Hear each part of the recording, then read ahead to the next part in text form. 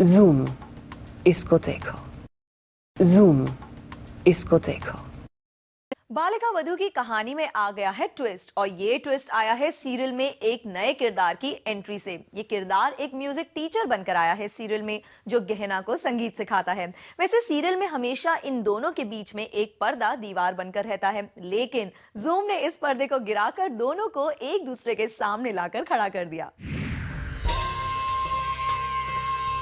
अगर आप ये सोचते हैं कि बालिका वधू में गहना और उनके नए म्यूजिक टीचर निरंजन के बीच का ये पर्दा जब हटेगा तो क्या होगा, तो जनाब अपने दिमाग पर ज्यादा जोर मत डालिए, क्योंकि जूम ने ये पर्दा गिरा दिया है और पहली बार गहना और उनके यंग म्यूजिक टीचर को आमने सामने लेकर आया है। जब ये पर्दा गिरा तो क्या हुआ, जरा सुनिए। इतनी सारी चीजें एक साथ अच्छी थी तो सोचने का तो टाइम था नहीं। Which one? और वो गहना के साथ था, सॉरी तो इसलिए और भी ज़्यादा एक्साइटिंग था। और गहना के साथ नेहा के साथ मैं पहले भी काम कर चुका हूँ, तो एक इजी था मेरे लिए केमिस्ट्री डेवलप करना। That not in that sense, मतलब कि दो एक्टर जब काम करते तो हमेशा एक प्रॉब्लम होती है कि कैसी अंडरस्टैंडिंग होगी, पता नहीं।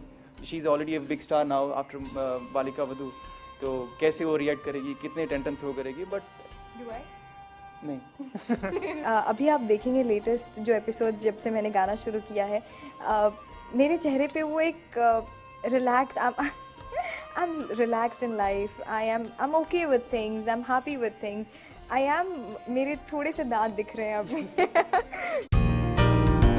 वैसे अगर आप ये सोच रहे हैं कि गहना और उनके टीचर निरंजन सिर्फ सीरियल में ही अच्छा गा रहे हैं, तो आप गलत हैं, क्योंकि आपको जानकर हैरानी होगी कि सीरियल में भी ये दोनों अपनी ही आवाज का इस्तेमाल कर रहे हैं। तो सबसे पहले गुरुजी से गाना सुनते हैं।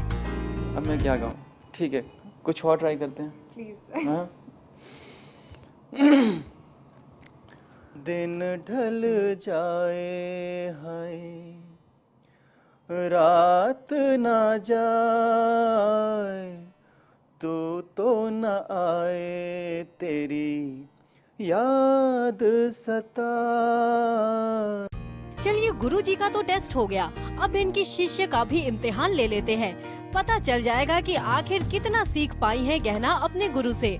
मैंने अभी शुरुआत की है, तो I need some time to सीखने में मुझे थोड़ा वक्त लगेगा। पानी पानी रे, खारा पानी रे, नैनों में भर जाए, नींदे खाली कर जाए।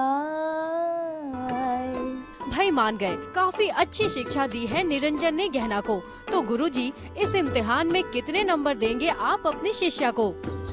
मुझे ऐसा लगता है कि निरंजन की जरूरत ही नहीं है। She is so good, seriously. मतलब पहली 3 दिन में अगर कोई शिष्य इतना अच्छा गाने लगता है तो गुरु की जरूरत पड़ती नहीं है। तो I think you are best out of 20.